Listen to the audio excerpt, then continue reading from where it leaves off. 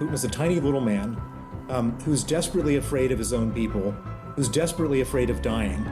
He has no interest in negotiating, and the only way to deal with a guy like this is a boot on the throat. If you're dealing with a thug, you don't make threats and then back off of them. You make threats and follow through with them. If this were to happen in the West, the war would be over in 2 weeks because there'd be so much anger about, having 14,000 soldiers dying. But in Russia, they can lose more than 1 million and carry on. So round and round and round we go again. The latest Putin-Trump meeting is off. No Budapest, no breakthrough. Once again, the Kremlin's maximalist demands for a Ukrainian routing leave Russia isolated. They're the only party refusing to join a ceasefire, and the talks are back to square one. But was there a crashing sense of inevitability to this latest stalemate? We've been here before. Putin playing for time, Ukraine begging for more and more support to finish the job, and a US president, frankly, blowing hot and cold. Meanwhile, the Colombia confrontation, another president musing about getting rid of Trump as South America teeters towards chaos. Tonight, it's kicking off everywhere. And joining me live in the studio is Adrienne Gray and what this means for the White House. But first, live from London, Sir Bill Browder, the man they say is Putin's #1 enemy. Bill Browder, first of all with you. Putin's playing the West like a cheap fiddle here, isn't he? Well, it doesn't have to be that way, but it seems to be that way. And I think what everybody needs to understand is that Putin is the guy who started this war. The Ukrainians didn't start the war. Putin invaded Ukraine, and it's within his sole power to end this war. And he doesn't want to end this war. And the reason he doesn't want to end this war is because the reason that he started this war is in order to stay in power. This comes straight out of Machiavelli 101. He was worried about the Russian people rising up against him. And the best way of dealing with a restive population is to distract them, to create a foreign enemy and to start a war. And that's what this war is about. He needs this war to stay in power. And he needs to be in power to stay alive. And so you basically have this little man, Putin is a tiny little man, who's desperately afraid of his own people, who's desperately afraid of dying. And the war is what keeps him in power and alive. And so I don't think that there's pretty much anything that we can do to get him to agree to stop this war. The only way that he's going to stop this war is if he loses this war. And we're not doing a whole lot in that direction to help the Ukrainians with the equipment they need, with the Tomahawk missiles they need, and with the types of crippling financial oil sanctions that we need to do on Russia to deprive Putin of the money that he's getting. And so, in my opinion, and I've been saying this from day one, this war will go on and on and on, and there's really nothing we can do to stop it other than to help the Ukrainians win the war.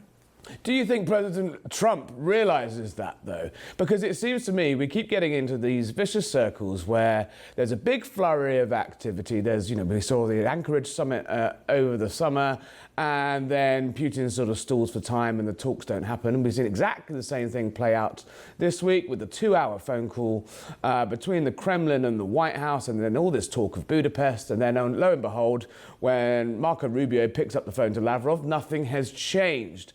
How many more times are we going to go round this circle, do you feel, before the President of the United States realizes that Putin, exactly as you say, Sir Bill, has no interest in coming to peace? Well, I mean, that requires some type of deep insight into President Trump's mind, and I don't have that ability, and I think nobody has that ability. I mean, he's completely unpredictable. And so the one thing I can say is that Donald Trump, he prides himself as a deal maker.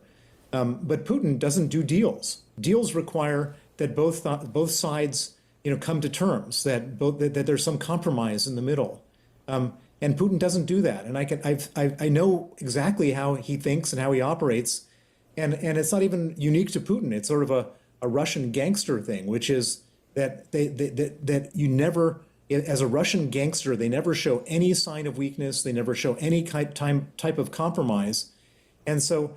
Trump is in this world where he's wheeling and dealing, and I'll give you this and you take that, and in most circumstances, there's the possibility of coming to terms with an adversary or with an opponent in a negotiation. But that just doesn't work with Putin. And so the question is Trump at some point ready to say this guy is impossible to deal with, and the only thing we can do is show him strength, or is he not? And I should point out that it all looks pretty terrible what's going on, but it's not unique to Donald Trump. Yeah. Pretty much every other previous president all started out trying to placate and deal with Putin. You can remember there was that famous George Bush incident where he looked into Putin's eyes and saw his soul. And it took Bush about 6 months before he understood who Putin was. And then there was President Obama, who wanted to do a, quote, Russian reset. And big again, red button, yeah. And it all went horribly wrong. And so, will Trump come to the same conclusion that everyone else has come to? I hope so, because that's the only way that we're going to finally get to the end of this whole ugly mess. Yeah, well, we understand that the president did directly threaten to deploy Tomahawk missiles that could reach the Moscow, rattle a few windows in Moscow, could reach the Kremlin itself. When he did speak to Putin last week, Zelensky saying today that actually the fact that he went a bit cool on that was a direct gave direct succor to Putin to walk away from any diplomatic means. Do you think it is that simple and that black and white, or were we really that close to a breakthrough this week, or is it just pointless? I mean, without those missiles, we're nowhere. Well, I'm not sure the missiles are going to be the game changer that determines the outcome of the war. I think the missiles were more important as a symbol. If President Trump provided those missiles to Ukraine, it might have been a symbol that he had gone from being a sort of dismissive and sort of denigrating Ukraine to being an ally of Ukraine. I think that it was more about the symbolism than the actual missiles. I mean, Ukraine produces its own what they call flamingo missiles, which don't have quite the effect of Tomahawks, but they have quite a range as well as the drones that they can send in all sorts of interesting places. And so I don't think the Tomahawks were so much, I mean, I'm sure the Ukrainians would love to have the Tomahawks, but the most important part of the whole thing was that it would show that Trump had changed his tune towards Ukraine. Now, why would Trump think before his conversation with Putin that it would be okay to supply the Tomahawks, and then Putin convinces him that there'd be no diplomacy afterwards? I don't know, how that logic would work, but what I can say is that it certainly doesn't look good if Trump has made various ultimatums or made various threats and then walks back from them. And I should point out that this is the 9th time that Trump has made a threat or issued an ultimatum in which he's backed down from. And so, the famous story of the boy who cried wolf, and that is what Trump unfortunately is becoming when it comes to dealing with Vladimir Putin. Now perhaps there's some method to this madness, and perhaps the 10th time he actually follows through, and Putin is just like amazed that thinking he had mastered Trump. Who knows? But in general terms, if you're dealing with a thug, you don't make threats and then back off of them. You make threats and follow through with them. Yeah, I suspect there's a few Iranian nuclear scientists that would have a different interpretation of whether Donald Trump follows up on his word. But on that point with Putin, that you've seen the way this Kremlin works, this dictator works. He's playing mind games, isn't he? He's getting into Donald Trump's sort of buttons. He phoned up last week to congratulate him on the Hamas Gaza-Israel deal. Has Donald Trump, do you think, bitten off more than he can chew with this particular, canny operator makes him sound nice, but you know what I mean? Well, I mean, I think that part of the problem is that Donald Trump was on the campaign trail before he became president, on every single speech saying, I can end this war in 24 hours.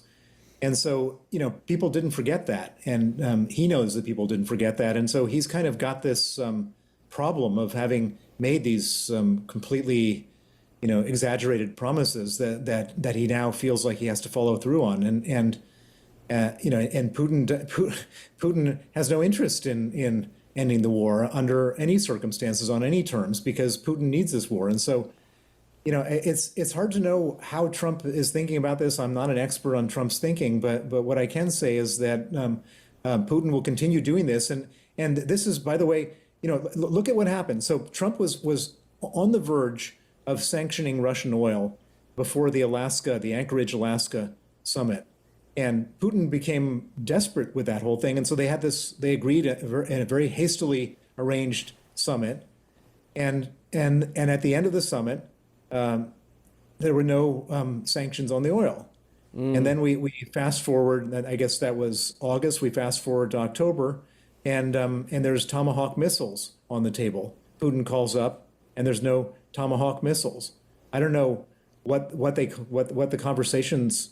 during these conversations, but Putin is playing for time, and he's gotten his time, and the longer he's able to do this, the better off he is. And what Putin is banking on is that eventually that somehow the will of the West breaks. America has pretty much stopped supplying military aid to Ukraine, but Europe continues to do so. And Putin is sort of playing for time because he knows that in France you have Marine Le Pen, who is funded by Russia. In Germany you have the AfD, and all sorts of places you have these potentially helpful, useful idiots, Putin allies, and he's hoping that the whole will of the European Union breaks, and then there'll be nobody helping Ukraine. I think that's his ultimate game, and he just needs to play it out, and without tomahawks and without oil sanctions. So Bill Browder, stay there. I'm going to bring in Brent Sadler, who we saw briefly at the top of the show there, former US Navy commander and now a senior fellow with the Heritage Foundation. Good evening, Mr. Sadler. We're discussing there with Sir Bill that it does look from a layman's perspective that Putin is playing Trump like a cheap fiddle, stalling for time and getting it. What do you think's going on? And is there method to this madness? Oh, absolutely. I agree with much what Sir Bill said there. Putin is very adept, and he studies the character and the psychology, as a good KGB agent is trained to do, to try to get inside the mind of your opponent. In this case, it's President Trump. And he's been successful, but he's been frustrating him at the same time. Thus, the Tomahawks, but I'd also mention the other weapons that have been authorized to be delivered, the ERAMs, which are an air-launched weapon that can reach the outskirts of Moscow, not Moscow proper necessarily, from the airspace over Ukraine. So the only thing that's really going to matter, I think there's a fallacy here of personal diplomacy, friendships and knowing world leaders, that those relationships only go so far. And I think that's bearing out here. What really matters is setting the context and setting the cost-benefit analysis of your adversary on the other side of the negotiating table. And that's where the secondary sanctions on Russia's biggest benefactors, both in industrial but also buying Russian oil, the Chinese. And then secondarily, the Indians, who are also an American partner, strategic partner in so many ways. That's why he got on the plane, and I agree with Sir Bill on that, why Putin got on the plane to go to Anchorage. But as soon as the pressure let off, and he never changed, the reality is on the ground, and that was not missed by President Trump and many on his team here in D.C. The Tomahawks got him on a phone call. And I think words were spoken between Secretary of State and Lavrov that made that meeting kind of fall off as just another indication of stringing along. So, fool me once, he's not going to be able to fool him again. And I think that's clear. What comes next is the real question. But the conditions and the cost have to be imposed on Putin before he's compelled to come to the negotiating table. And I think Mother Nature also has a hand in this. The weather changes, and the operations on the battlefield and the historically tremendous muddy fields of Ukraine sets in here very soon. And that'll also have a natural dampening, and maybe we'll see an acquiescence just as a reality on the battlefield for Putin to actually engage in negotiations. But isn't it just stringing along till get to winter? The fighting stops, the people hunker down. It gives Russia a chance to rearm, to resupply their troops. Isn't that just clearly the tactic of stringing it along until the midwinter, come again in the spring, another offensive, just keep buying time to inch and claw their way through those eastern territories? Well, if I may, I think the Russian people are fed up with this war. You get anecdotal evidence that comes out from Russia, and I think this is also one of the things that goes into Putin's calculations. There's only so long that he can really keep the cost borne by the outerlying areas before the middle class and the upper class in Russia start to bear very explicitly the cost of this war. But there's a war weariness also in Russia that I think might make this the final thrust of the fighting. But I think it's very clear that both the Ukrainians and the Russians still think they've got a lot of fight left. And again, that's why we're not seeing any real meaningful movement to the table. And again, I think the pressure's got to be put on Putin and also the cost on the battlefield at the same time. So, Bill, do you agree with that? Are we seeing a sort of, we've been hearing about, sort of Russian mothers rising up and Russian middle classes feeling the pain and not being able to, the economy, being pivoted to a wartime economy, meaning people back home are suffering. But as yet, no, sort of marked uprising against the regime. Are you as optimistic as Mr. Sadler here that things could be on the turn and this is the, quote, last thrust? Well, I think the problem in Russia is that it's not a democracy. So, Putin doesn't have the same, he's not accountable in the same way as any other head of state would be. He doesn't have to appeal to his people. He doesn't have any laws that he has to follow. He doesn't have a parliament. He doesn't have a free press that criticizes him. And so he's kind of a one-man show who can decide exactly what he wants. And I don't disagree that there's a lot of pain and suffering. There's an unbelievable amount of pain and suffering. I think more than 1.1 million young men are either dead or disabled because of this war, Russian men. And of course, they have all, mothers and sisters and sons and daughters who almost be beside themselves with loss and devastation.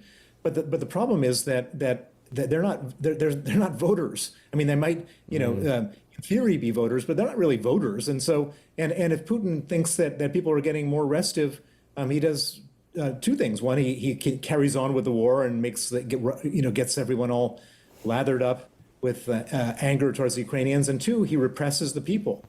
And in Russia, if you just say a bad word about the war or a bad word about Putin, at best you lose your job, or you go to jail, or perhaps they even kill you. And so people are scared. It's just the repression is so intense there. So I think that in my opinion, Putin's ultimate superpower in his ability to be carrying on with this war and so on is his absolute indifference to the loss of life. And I'm not sure that loss of life can't be extended. I'm not sure if Russia can't lose another million people and have it not change the conditions on the ground in Russia. There's talk now about expanding the drafting of reserve soldiers and putting them on the front line. And, they're looking for every possible way of getting more warm bodies, red meat to the cannon fodder of the front line. And they lose 1,000 soldiers a day. In the West, if this were to happen in the West, the war would be over in 2 weeks because there'd be so much anger about, having 14,000 soldiers dying. But in Russia, they can lose more than 1 million and carry on. Brent Sadler, Putin doesn't have voters, Donald Trump does, the Republicans do. How much time and patience do you think, A, the Republican support base have for this sort of stringed out negotiations, and B, we hear noise from inside the administration that they're very frustrated with Putin refusing to give any meaningful concessions. Where do you put Donald Trump on this, and where do you put the wider Republican movement? Well, I think there's an acceptance that you have to deal with Russia as Russia is, and have to deal with Putin as someone that's not an honest broker, and certainly not in a mind to actually enter into honest negotiations. I think all of what you've seen since President Trump came in was perhaps a necessary movement through that, as failed as it was, and as long as it was strung along. It was necessary to convince many in the conservative, not all, but many in the conservative side of the House here in the United States, that every effort was to try to find a quick solution, a negotiated end to the war that was acceptable to the United States. At the end of the day, it's America first. It's American interests that matter the most.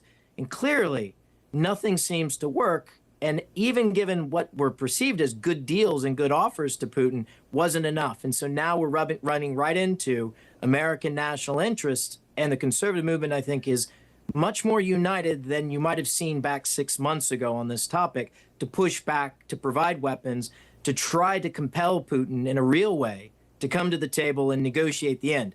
The reality is, I think, still is the consensus here is the numbers, and it's a numbers game on the military side. There isn't a real clear victory path to, with what the Ukrainians have at hand right now, to be able by force of arms to take back all the territory. But there is a path forward through the force of arms to compel Putin to a table, to a truce that is a sustainable peace that also meets American national interest, which, oh, by the way, that's also in NATO national interest as well, or alliance interest.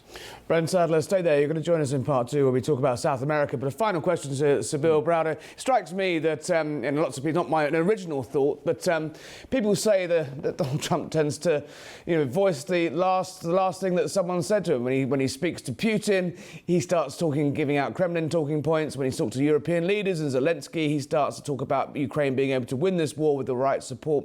You had 20 minutes in the Oval tonight with Donald Trump. What would you say to him? Well, I would tell him what I've just told you and your audience, which is that Putin he has no interest in negotiating, and the only way to deal with a guy like this is a boot on the throat. And Trump is a tough guy, and he should use his tough guy tactics on Putin the way he has on other people. You mentioned Iran earlier in the conversation. I think that made a big impression on the Iranian regime.